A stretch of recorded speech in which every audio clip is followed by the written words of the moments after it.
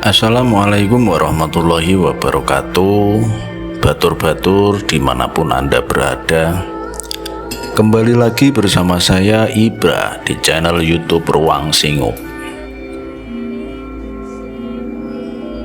Desa Banjarwangi, sebuah desa kecil di lereng perbukitan Jawa Tengah, biasanya penuh ketenangan.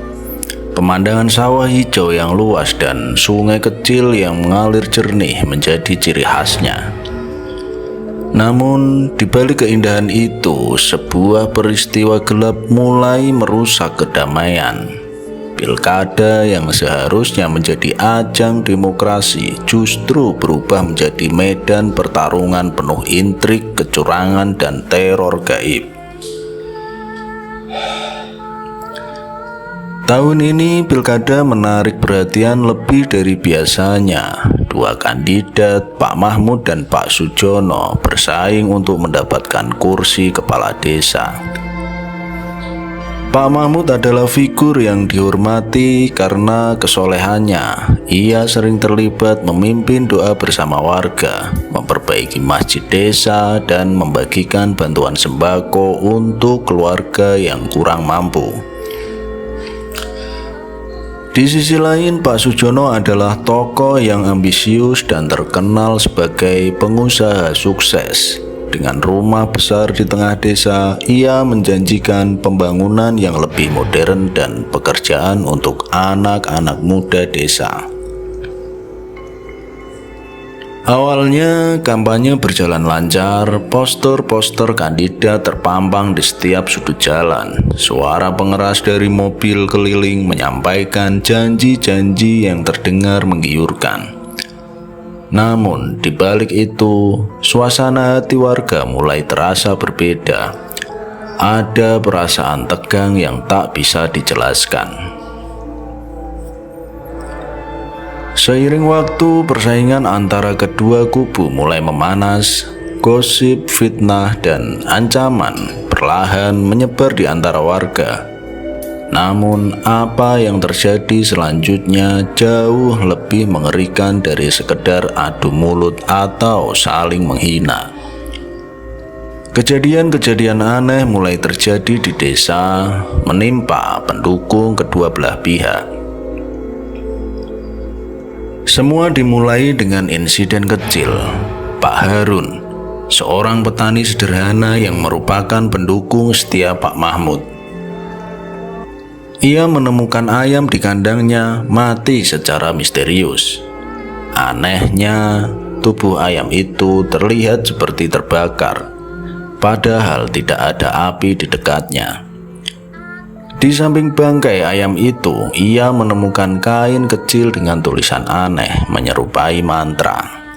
Ketakutan semakin meluas ketika benda-benda gaib mulai muncul di rumah warga. Ada yang menemukan boneka jerami dengan jarum tertancap.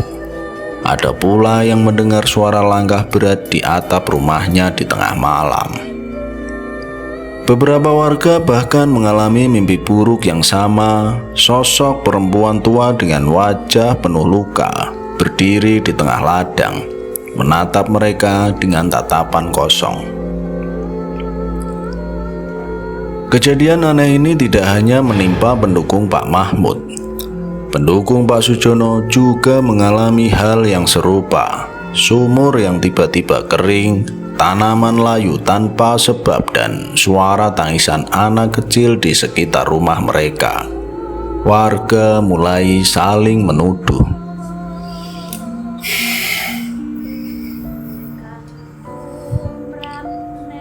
Ini ulah mereka, kata seorang pendukung Pak Mahmud sambil menunjuk kubu lawan. Jangan fitnah, justru kalian yang memulai ini semua, balas seorang pendukung Pak Sujono.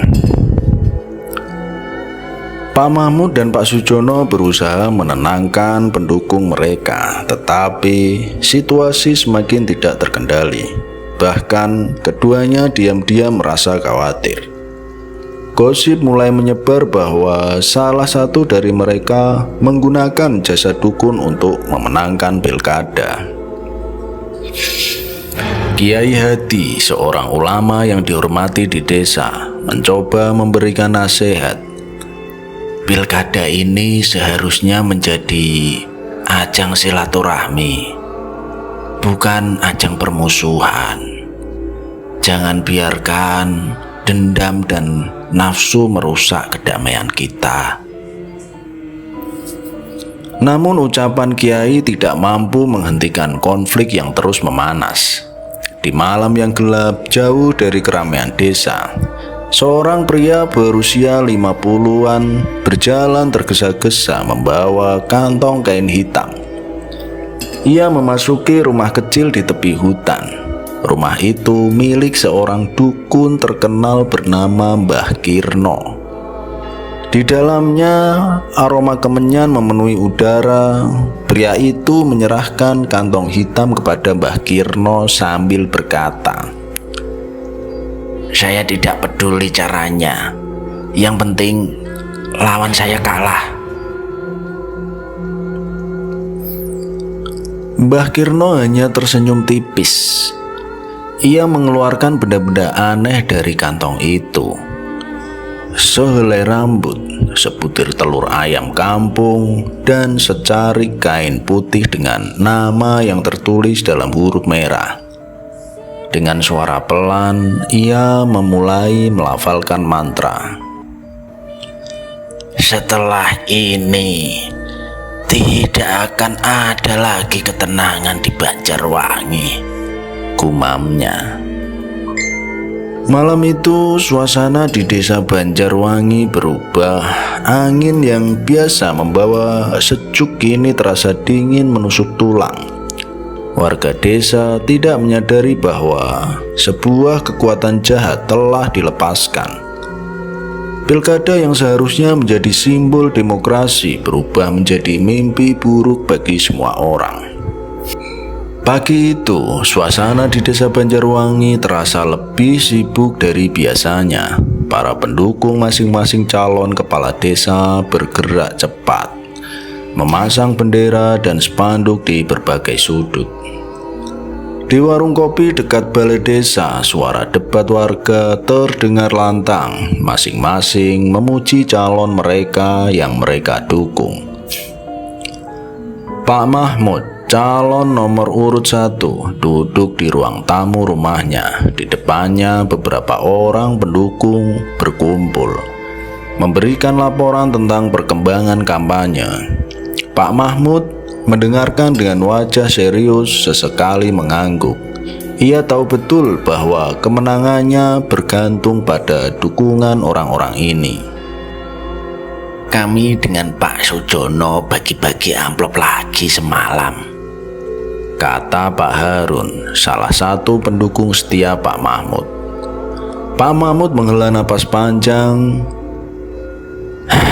"Kita jangan takut, dan kita jangan ikut-ikutan cara yang seperti itu.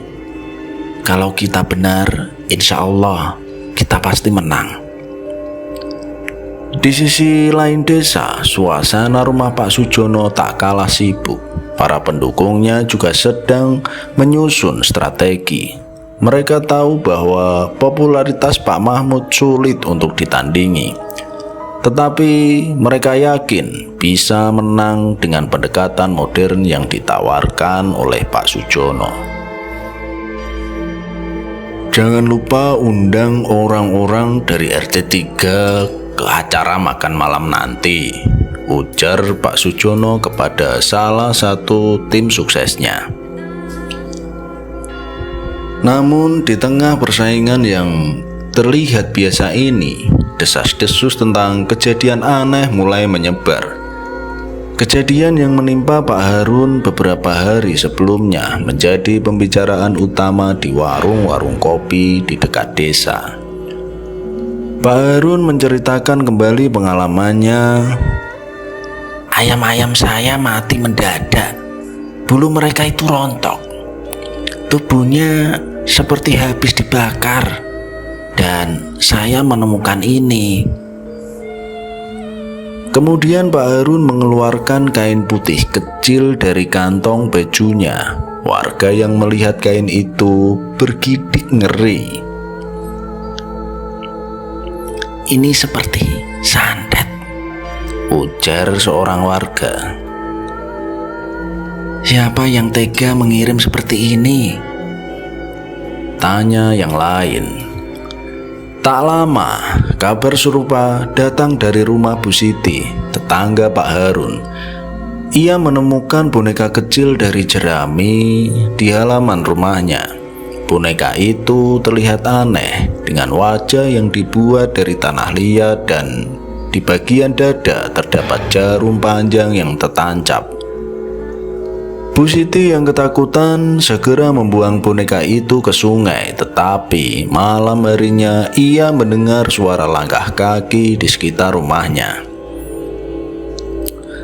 Langkahnya berat, seperti orang yang berbadan besar. Tapi waktu saya keluar, gak ada apa-apa dan gak ada siapa-siapa, katanya dengan suara yang agak takut. Kejadian-kejadian ini membuat suasana desa semakin panas. Warga mulai saling curiga, apalagi saat kejadian serupa juga menimpa pendukung Pak Sujono. Sumur di rumah Pak Darto, salah satu tokoh pendukung Pak Sujono, tiba-tiba mengering tanpa sebab. Padahal sehari sebelumnya air di sumur itu masih penuh. Pak Darto tidak tinggal diam. Ia mengundang seorang dukun dari desa sebelah untuk memeriksanya. Dukun itu membawa segenggam daun kelor dan kemenyan, lalu melakukan ritual kecil di depan rumahnya. Setelah ritual selesai, dukun itu berkata dengan nada serius, "Ada kiriman yang sengaja ditanam di sini, Nak." Warga yang mendengar pernyataan itu semakin resah. Mereka mulai menghubung-hubungkan kejadian ini dengan persaingan pilkada. "Ini pasti kerjaan pendukung Pak Mahmud," teriak orang warga dari kubu Pak Sujono. "Jangan tuduh sembarangan, justru kalian yang main kotor," balas pendukung Pak Mahmud. Pertengkaran kecil ini hampir terjadi, hampir berujung perkelahian jika tidak segera dilerai oleh Pak RT. Di tengah suasana panas itu, Kiai Hadi memutuskan untuk turun tangan. Ia mengumpulkan warga di masjid pada malam Jumat. Dengan suara tenang, Kiai berkata, "Ingatlah, semua kejadian di dunia ini terjadi atas izin Allah. Jangan biarkan setan dan nafsu menghancurkan desa kita. Saya mohon, mari kita hadapi pilkada ini dengan cara yang baik," kata Pak Kiai. Namun, meski ucapan Kiai Hadi menenangkan beberapa warga, sebagian besar masih diliputi rasa takut. Mereka tahu bahwa kekuatan gaib tidak bisa dianggap remeh. Malam itu, saat suasana desa mulai sepi, sebuah kejadian menggembarkan kembali terjadi. Di pos ronda, Pak Darto dan 3 pemuda sedang berjaga. Mereka duduk mengelilingi api kecil sambil minum kopi, dan tiba-tiba angin dingin berhembus membuat api hampir padam. Angin apa ini? Kok rasanya dingin banget?" tanya salah satu pemuda yang ada di ronda. Belum sempat mereka menjawab, suara langkah berat terdengar mendekat. Langkah itu seperti berasal dari seseorang yang memakai sepatu besar. Tapi saat mereka melihat keluar pos ronda, mereka tidak menemukan ada siapapun yang sedang datang. Tiba-tiba salah satu pemuda menunjuk ke arah ujung jalan. Lihat coba, apa itu?" Semua mata mengikuti arah jarinya. Di ujung jalan tampak sosok hitam besar, tingginya hampir 3 meter, berdiri dan diam. Sosok itu tidak bergerak, hanya menatap mereka dengan mata merah yang menyala. Pak Darto yang melihat itu langsung mengambil tasbih dari kantongnya dan mulai membaca doa. Namun sebelum ia selesai, api di pos ronda padam sepenuhnya. Saat api dinyalakan kembali, sosok itu sudah menghilang, meninggalkan jejak kaki besar di tanah seperti jejak kuku kerbau. Kejadian ini kemudian menyebar dengan cepat ke seluruh desa. Warga semakin yakin bahwa ada kekuatan jahat yang sengaja dilepaskan untuk mengacaukan pilkada. Hari-hari berikutnya di desa Banjarwangi semakin mencekam. Kejadian-kejadian aneh yang semula hanya menimpa beberapa warga kini mulai meluas. Penduduk desa menjadi sangat waspada, bahkan banyak yang memilih tidak keluar rumah setelah maghrib. Di rumah Pak Mahmud, suasana juga tidak tenang. Salah satu anak buahnya, Pak Harun, melaporkan bahwa ada orang tak dikenal yang terlihat menggali tanah di dekat ladang miliknya tengah malam.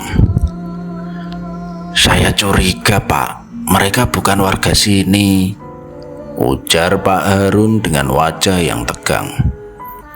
Pak Mahmud mencoba menenangkan Pak Harun. "Kita tidak boleh berprasangka buruk.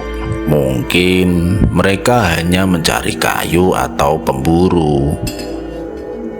Namun Pak Harun bersikeras. "Tapi kenapa harus menggali di malam hari? Apalagi setelah kejadian ini?" Sambil berkata, Pak Harun menunjukkan benda aneh lain yang ia temukan di ladangnya. Sebuah botol kecil berisi cairan merah kental dengan potongan rambut di dalamnya. Pak Mahmud mengambil botol itu dengan hati-hati. Ia tahu benda ini bukan sembarangan. "Besok pagi saya akan ke rumah Kiai Hadi," ucap Pak Mahmud. Sementara itu, di sisi lain desa, rumah Pak Sujono juga dihantui kejadian serupa. Salah satu pendukungnya, Pak Darto, mendapati sapi peliharaannya tergeletak mati di kandang.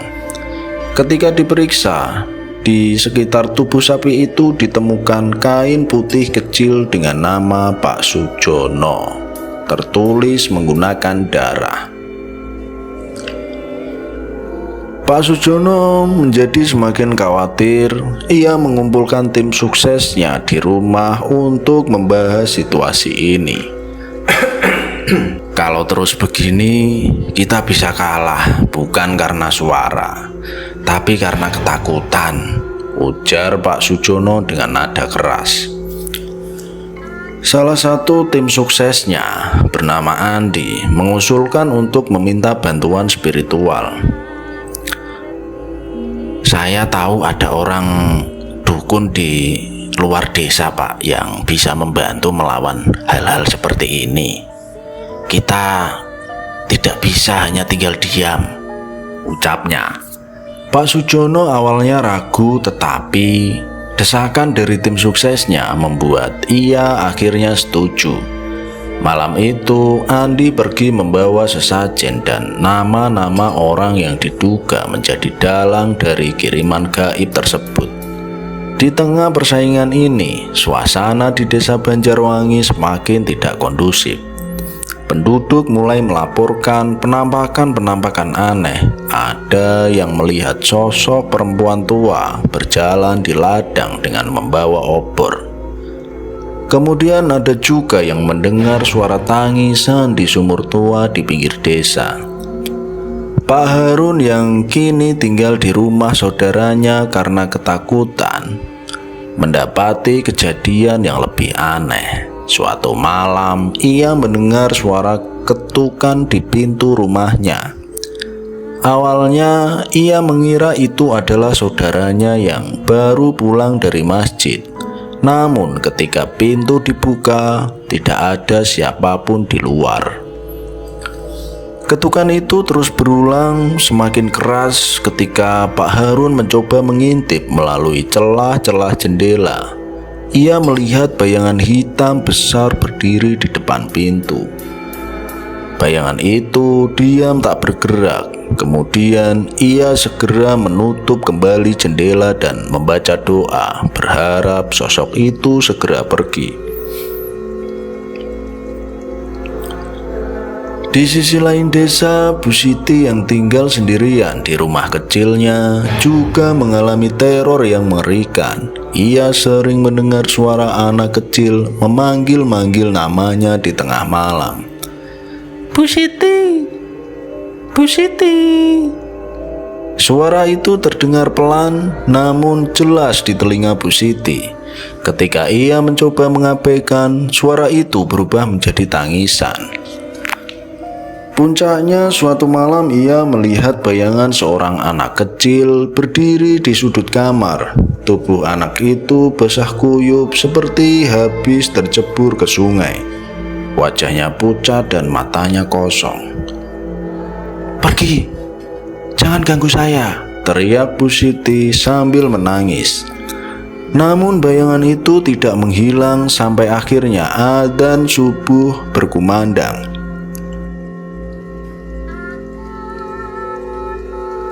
Penduduk desa yang mulai kehilangan kesabaran, mereka mendatangi balai desa dan menuntut kepala desa sementara, Pak RT, untuk mengambil tindakan. "Kami tidak bisa hidup seperti ini terus-menerus," ujar seorang warga. "Kita harus cari tahu siapa yang mengirim semua ini." Mendengar ucapan warga, Pak RT yang juga merasa tertekan akhirnya memutuskan untuk mengundang Kiai Hadi ke balai desa. Dalam pertemuan itu, Kiai Hadi membawa sebuah kotak berisi benda-benda yang ia temukan di beberapa lokasi desa. Benda-benda ini sengaja ditanam untuk menciptakan kekacauan, jelas Kiai Hadi sambil menunjukkan salah satu botol kecil berisi cairan hitam. "Tapi saya tidak tahu siapa yang melakukannya. Yang jelas ini bukan pekerjaan orang sembarangan." Suasana di balai desa menjadi semakin panas. Pendukung kedua kubu mulai saling tuduh. "Ini pasti kerjaan kalian," teriak seorang pendukung Pak Sujono. Jangan menuduh tanpa bukti kamu," balas pendukung Pak Mahmud. Pak RT yang berusaha menenangkan, tetapi perdebatan semakin memanas. Akhirnya Kiai Hadi memberikan saran. "Saya sarankan kita semua meningkatkan doa dan zikir. Selain itu, saya akan coba mencari tahu lebih dalam dengan bantuan teman-teman saya yang paham tentang hal-hal seperti ini." Meski warga sedikit tenang setelah mendengar ucapan Kiai Hadi, suasana ketegangan tetap terasa di seluruh desa. Hari demi hari pun berlalu, namun suasana desa Banjarwangi semakin mencekam.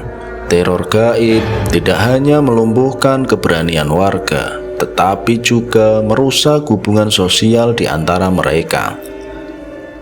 Konflik antara pendukung Pak Mahmud dan Pak Sujono kini tidak lagi sekedar perang kata-kata, melainkan mulai melibatkan aksi-aksi balas dendam yang semakin tidak terkendali.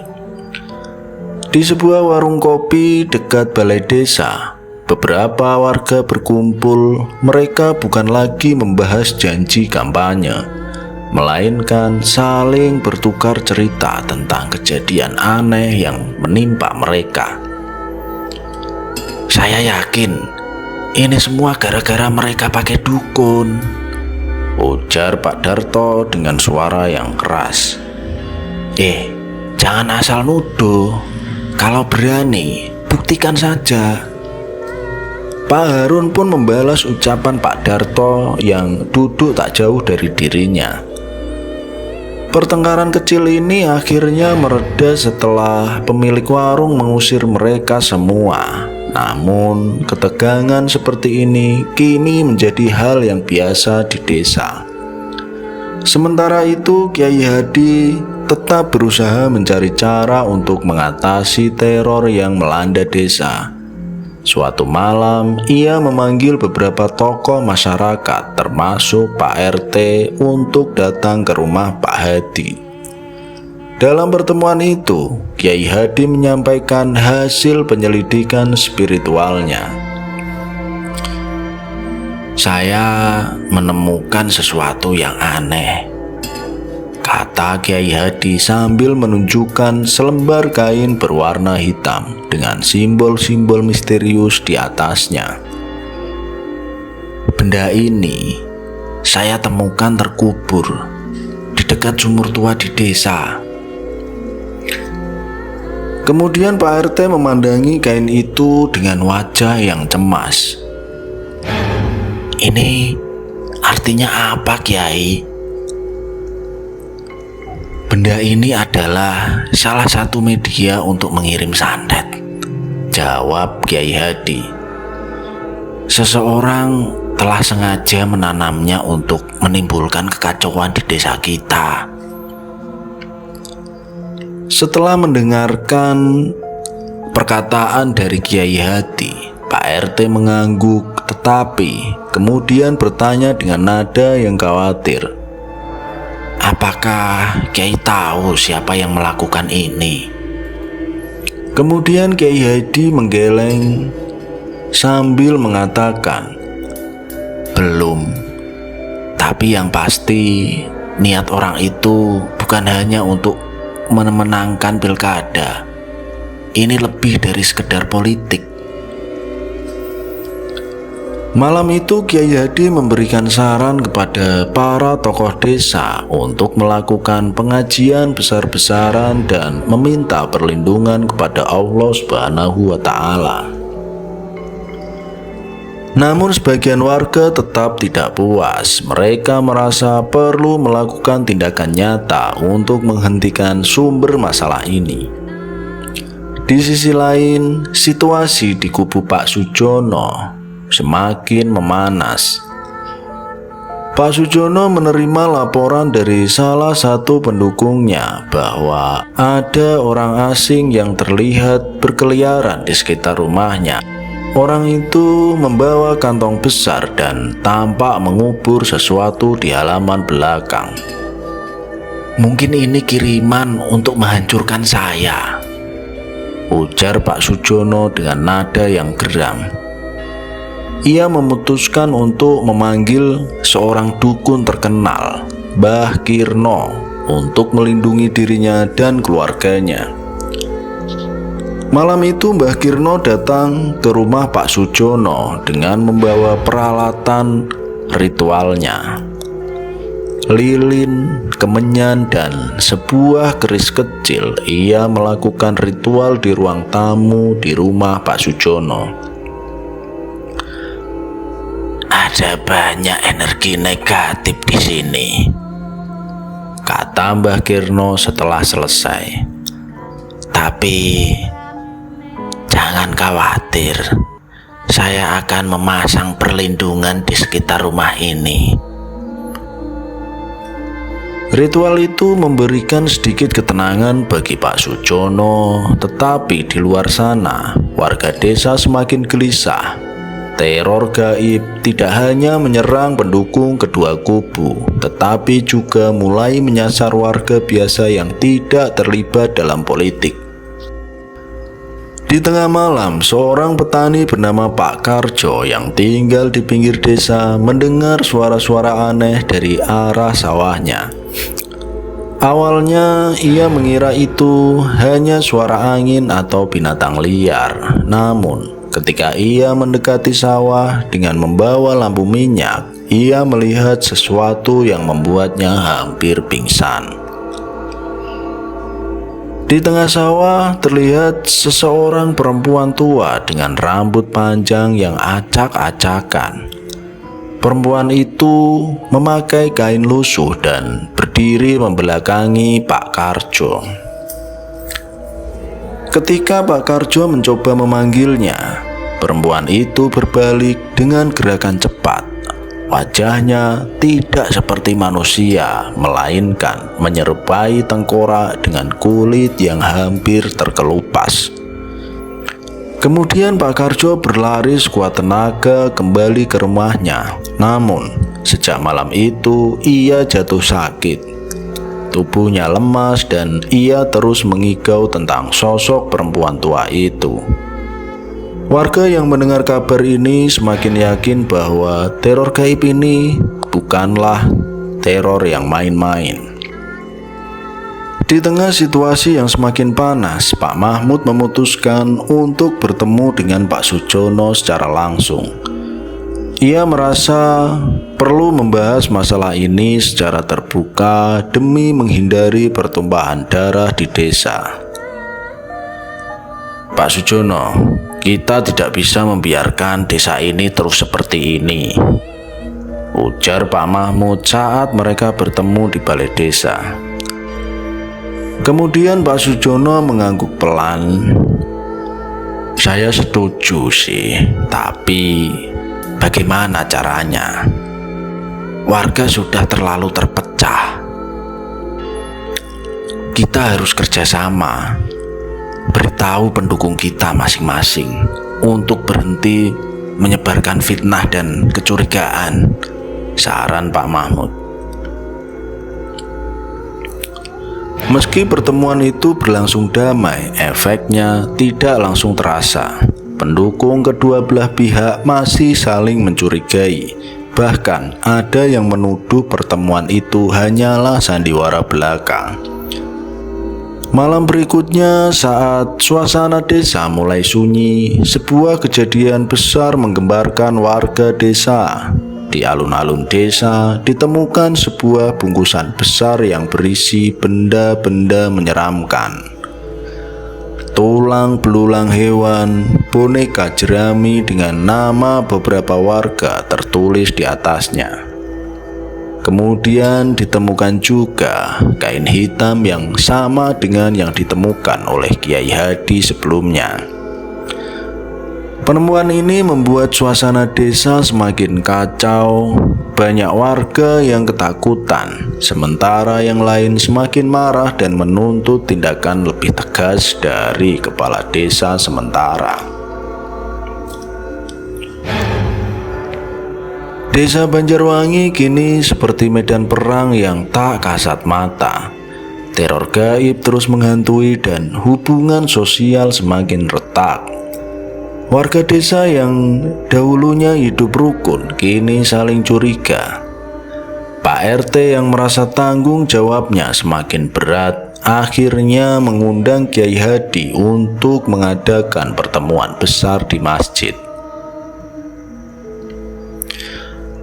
Semua warga diundang, kita harus menghadapi ini bersama-sama, ujar Pak RT saat berkeliling menyampaikan undangan. Malam itu, masjid penuh oleh warga. Suasana tegang terasa sejak awal pertemuan. Banyak yang datang dengan hati penuh amarah, sementara yang lain membawa ketakutan dalam diam. Kiai Hadi membuka pertemuan dengan suara tenang. Saudara-saudara, apa yang kita hadapi bukan hanya tentang pilkada. Ini adalah ujian untuk kita semua.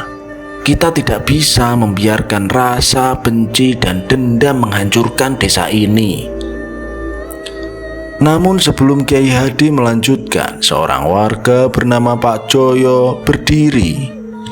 Ia adalah pendukung setia Pak Mahmud dan wajahnya penuh dengan emosi. Pak Kiai, semua ini dimulai sejak pilkada.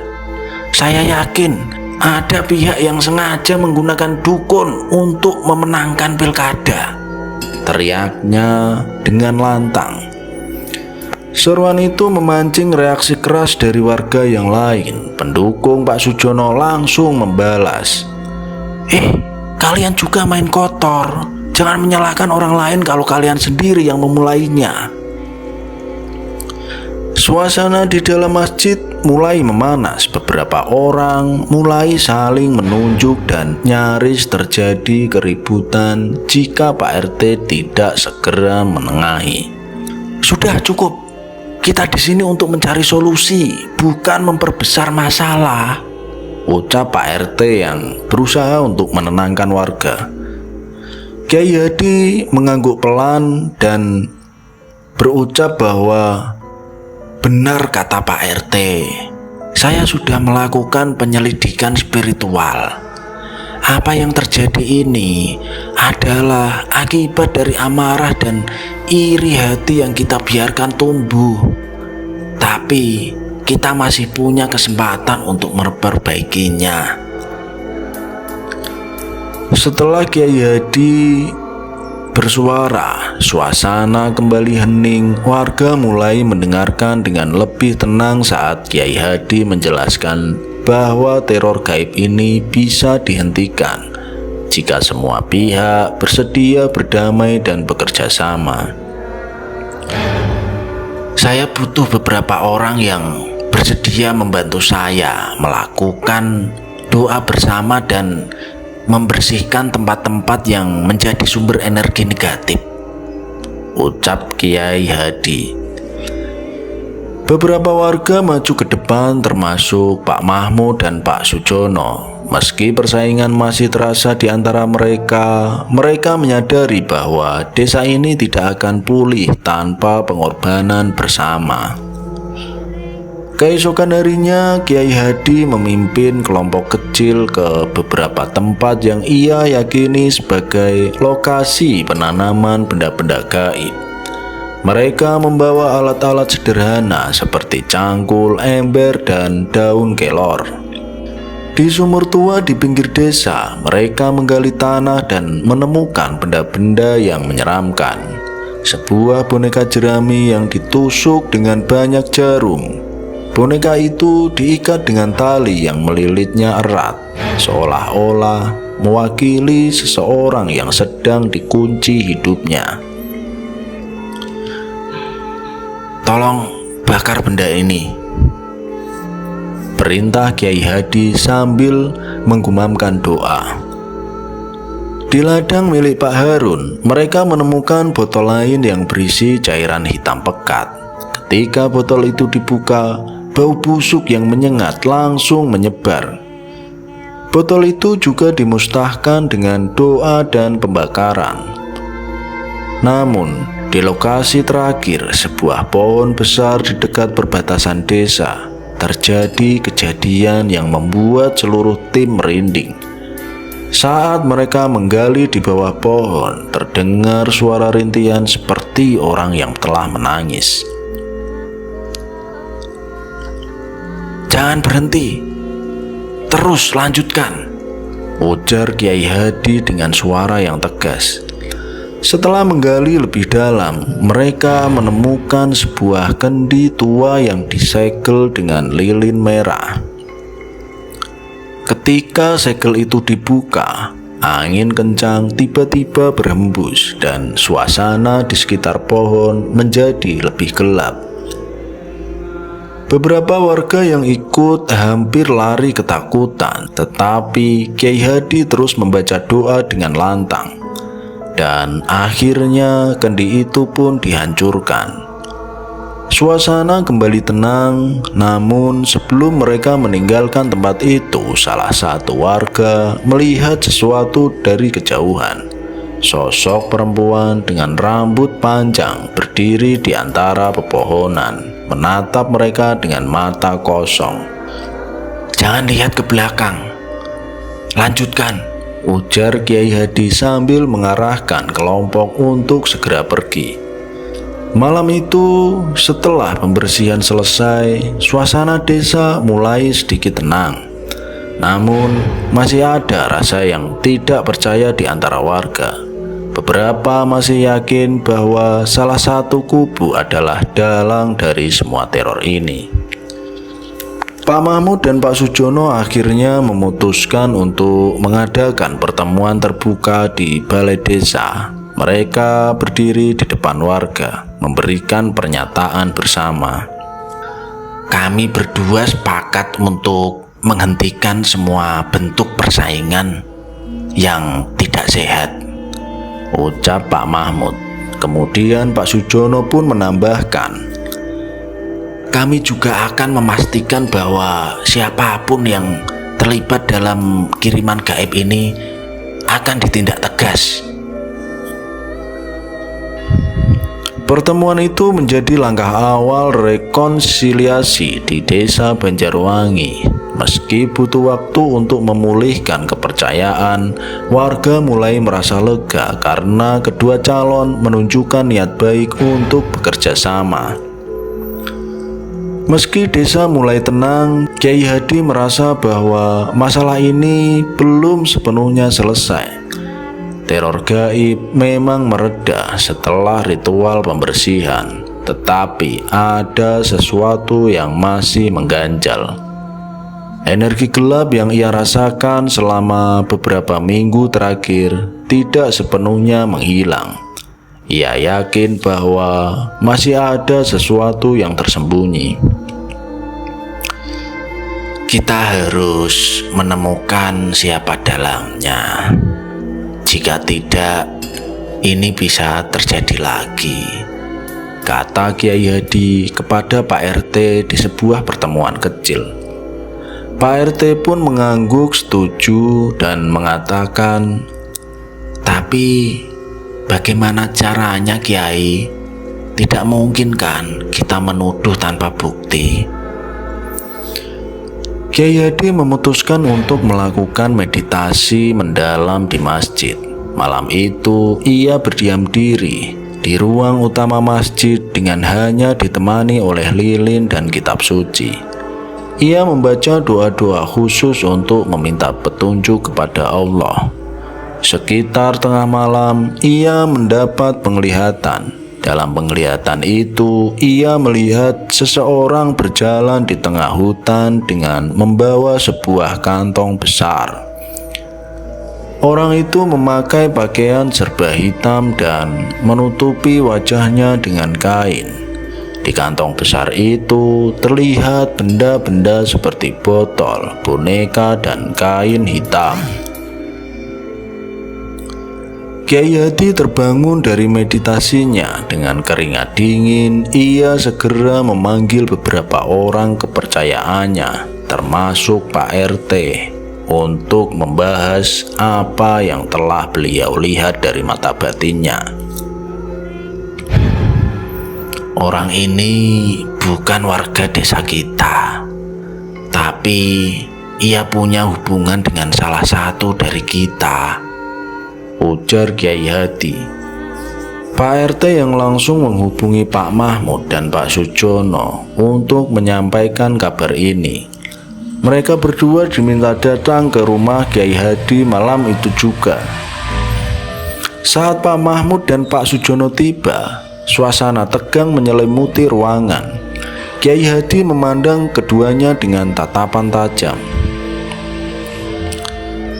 Saya ingin bertanya secara langsung, apakah di antara kalian pernah meminta bantuan kepada seorang yang memiliki kemampuan gaib?